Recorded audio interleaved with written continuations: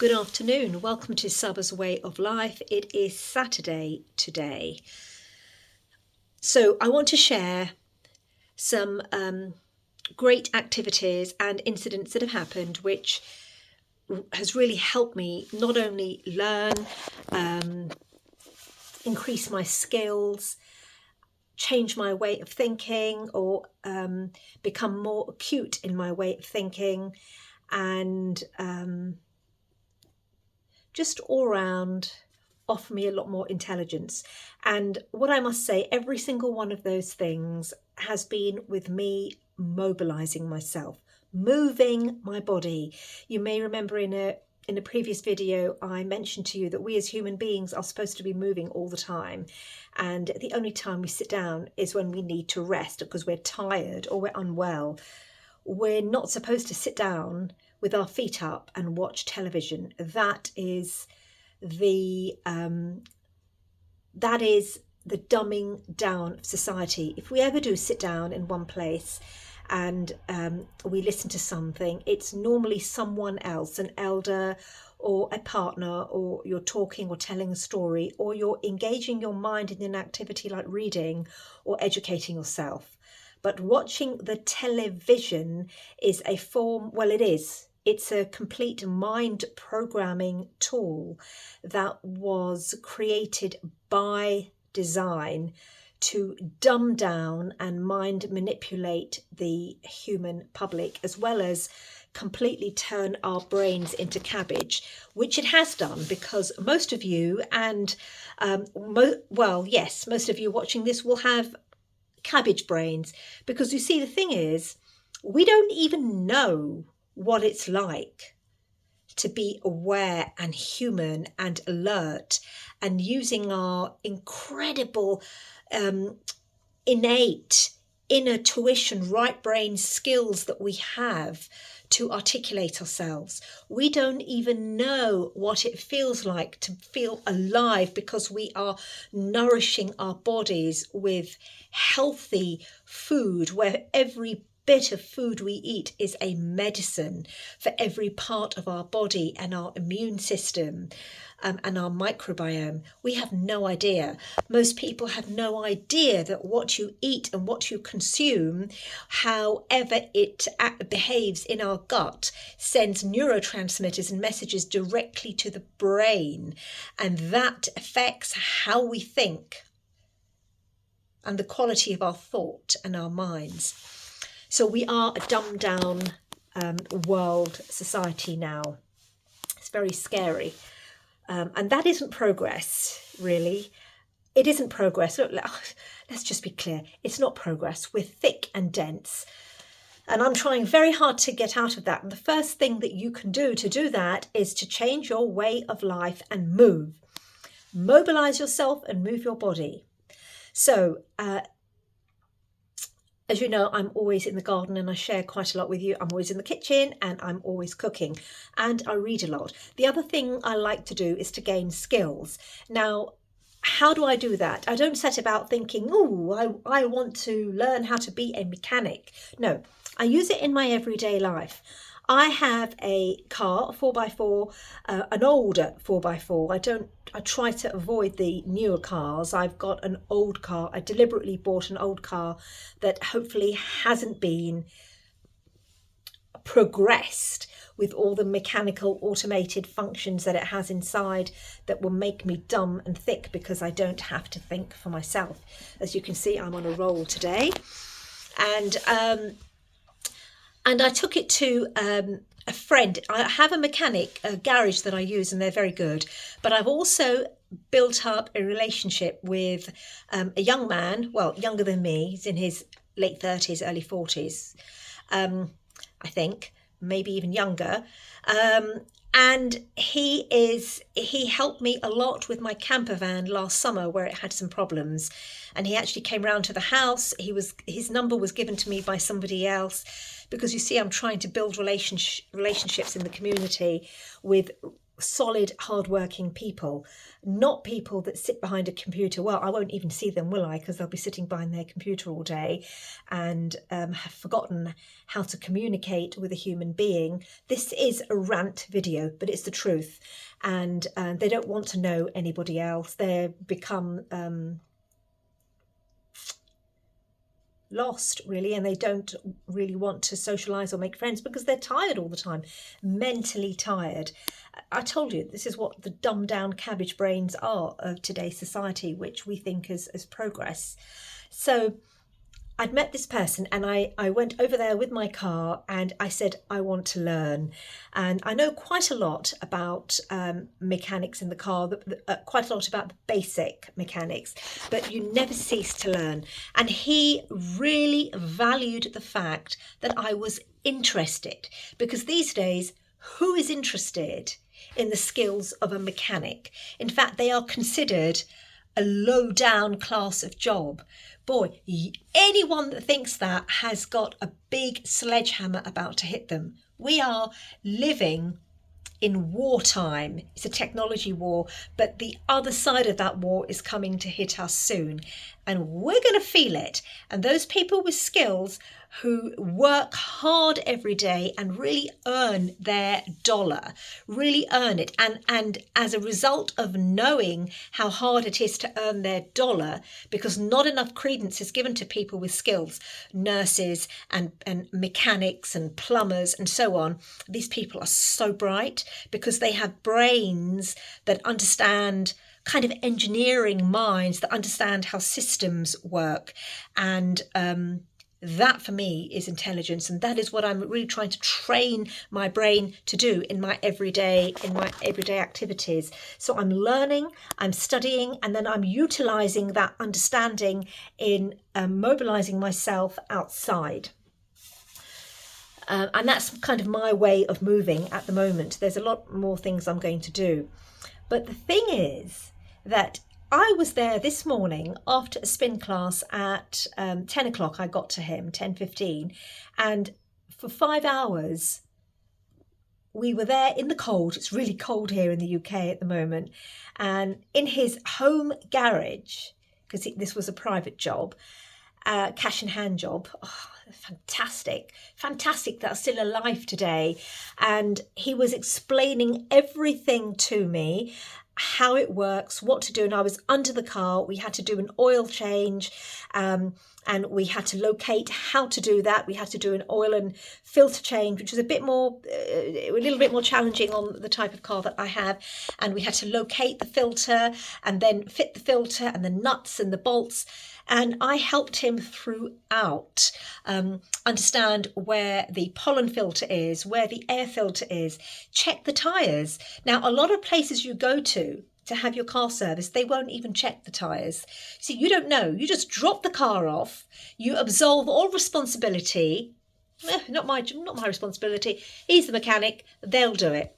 And because they don't really care, because they're working for this large organisation and they just want their buck and go home and order a pizza, they, not all of them, but a lot of them, they put the car through a machine or something, and they don't care about the extras.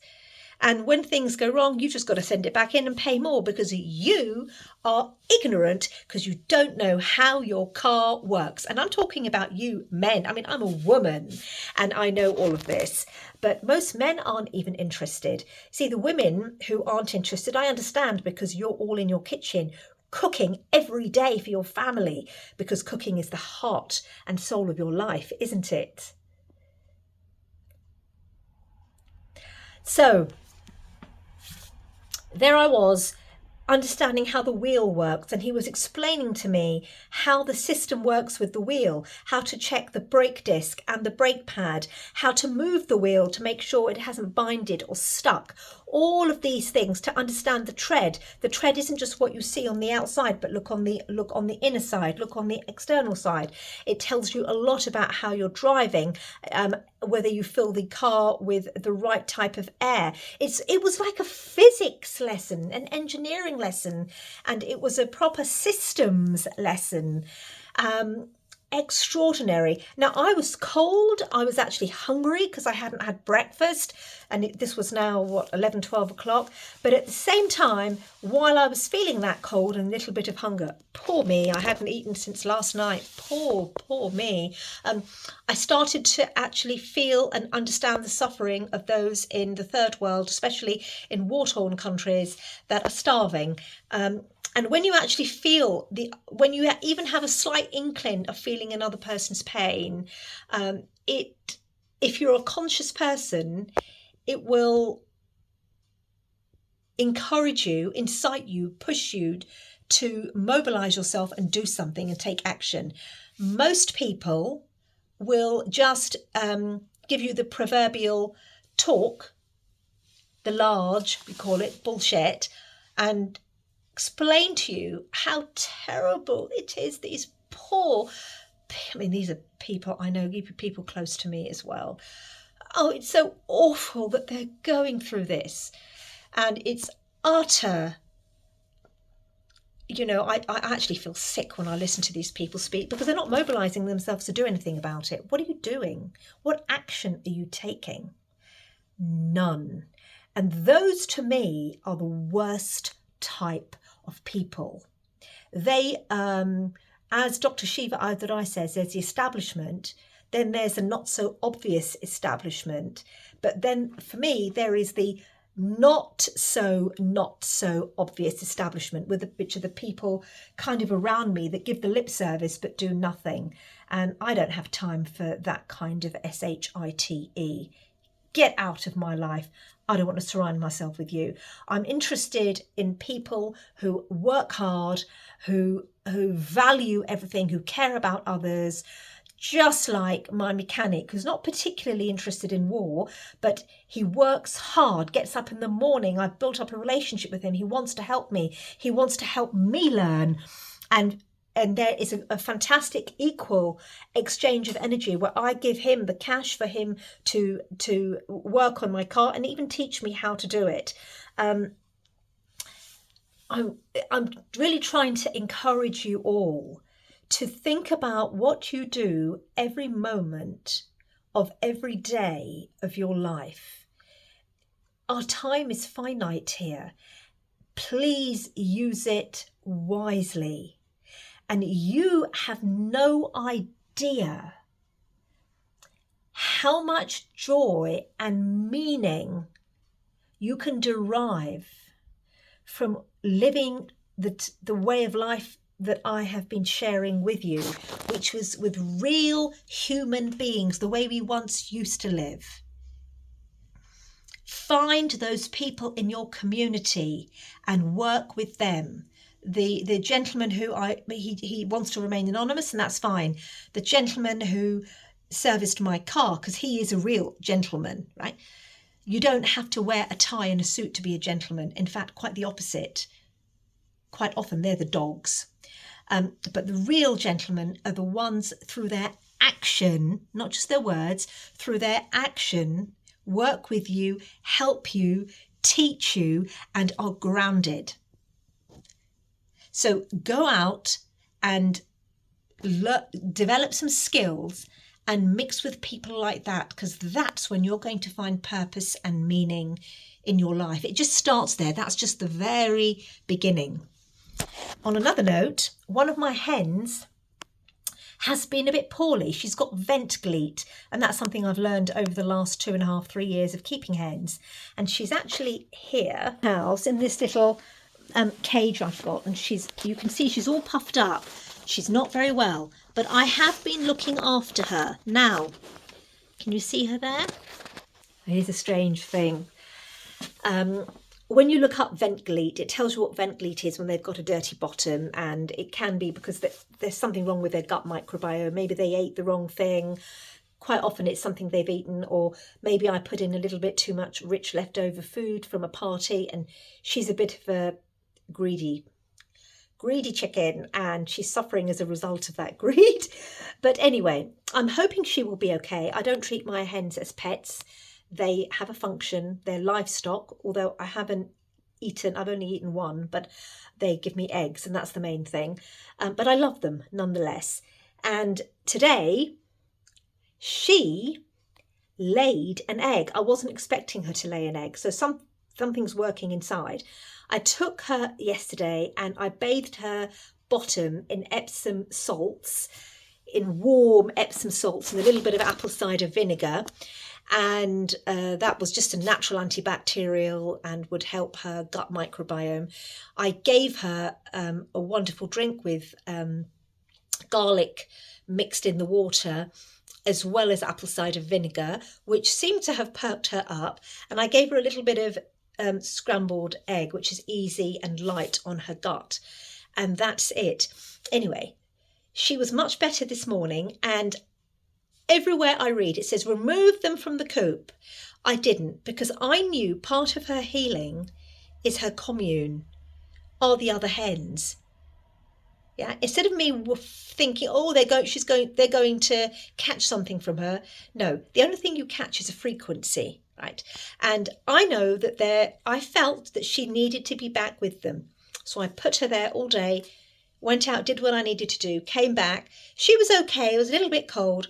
Brought her back in, washed her bottom again, and lo and behold, there was this great big egg. And I have to show it to you because it's enormous. There you go. These are the eggs that I have in the last 2 days. And look at this egg. This is in the egg box. It's crazy. It's huge. It's probably got a double yolk in it. And I'm wondering whether that's why she's got vent gleat. Although I don't think it is, because they do lay eggs like that sometime. But certainly it's a big, massive egg. And she got it out, and it's probably got 2 yolks in it. And I think she's definitely either saying thank you, or she's on the road to recovery, or there's the outside chance that might have caused the vent gleat. I don't think so, though. But it's wonderful when you have animals, when you're learning how to keep livestock and animals and look after them. A couple of them haven't made it in the past. You get so much joy. And I know she knows that she's being looked after. And that's what matters, that energy of my consciousness and the consciousness of the other hens who know also that she's being healed and looked after makes a big difference, regardless of the outcome. If anything's going to heal her, this is. So that's something else I want to share with you today. And I feel honoured and privileged to be able to be given the opportunity to look after and nurse her and heal her. It's wonderful. So that's what I wanted to share with you today. I will speak to you tomorrow.